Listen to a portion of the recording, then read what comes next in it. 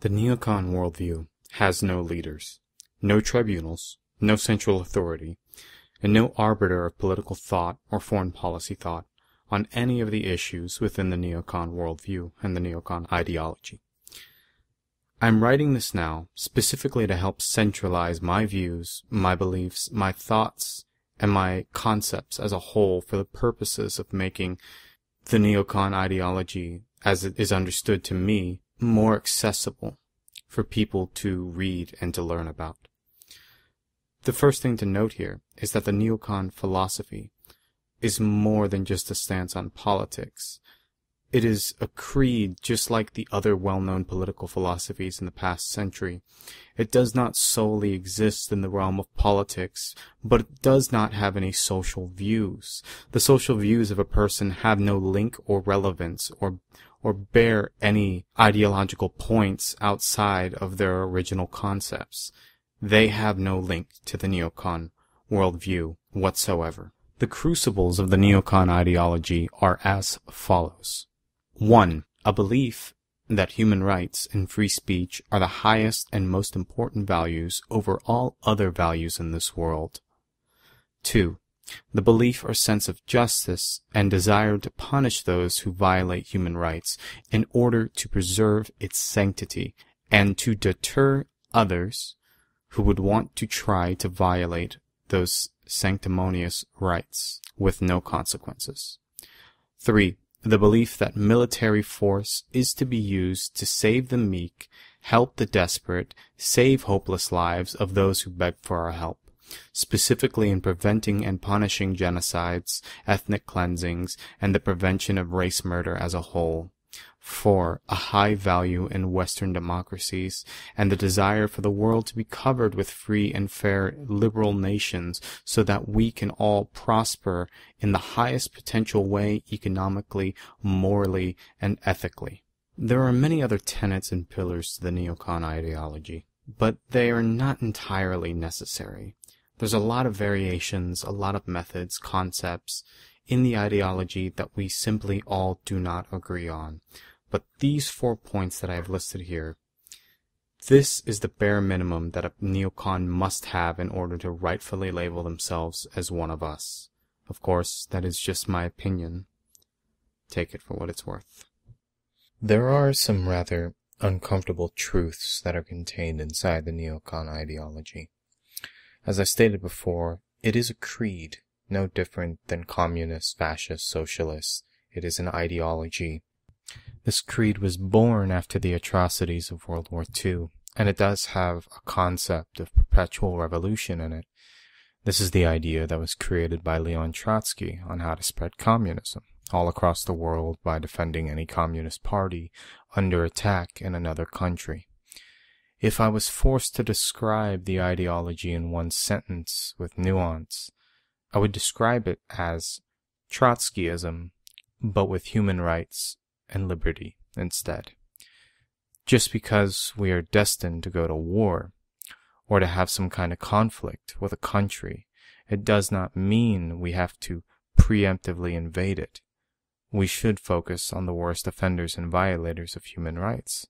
And once we've established that the abuse of those rights will not be tolerated, there's a very good chance that many, or at least some dictators, will behave much better. It'll act as a deterrent. They'll become much more fair, much more kind to their populations out of fear for punishments for their crimes. War is not always the answer, and I'll address this in a future chapter as well. In the heart of this ideology is the feeling of desire to restore balance, law and order, and justice to the world. The ideology is encompassed in the feeling you get when you see a person being kicked, a helpless or a weak person when they are already down. And not some justified kick to someone who had assaulted this person, but a kick to someone who did nothing to deserve it. A person who is attacked merely because the attacker has the opportunity and felt that they could get away with it. This is the very nature of most dictatorships in the world. Pure, uncut, concentrated brutality to the very people they're supposed to be protecting and helping. It is one of the largest abuses of morality that one could ever think of.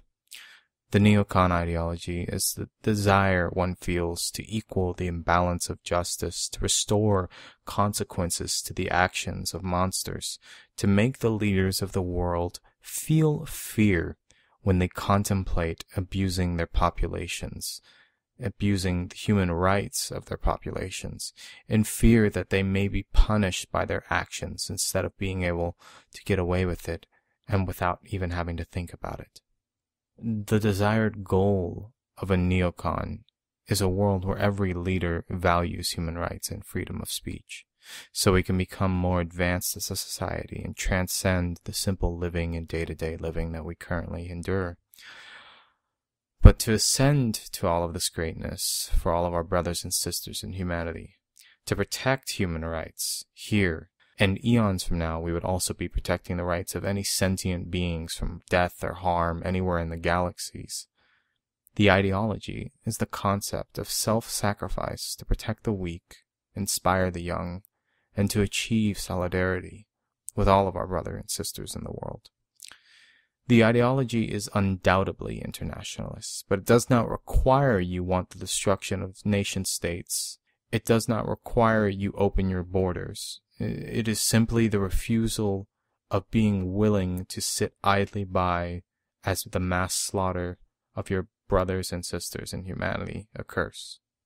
Something else neocons outright reject is the cutthroat foreign policy, or better known as realpolitik or realist. We consider their foreign policy one of the highest levels of immorality that one can attain. Isolationists enable monsters to destroy, but these people actively help them if it suits their interests. Neocons also reject this concept of national interests because oftentimes it's just an entirely self-serving goal with no regards for other countries or other peoples. A unified Iraq, despite how loyal the Kurds are and how big of allies they would be, things of this nature. The interests of a nation outside of self-defense are not the primary objectives of neocons, and the only time they are is when both the moral choice and our national interest align. This is why neocon attempts to sell things on the basis of our interests occurs, but in reality, it's the compulsion of the moral obligation to protect and to help our human kin that motivates us to do anything.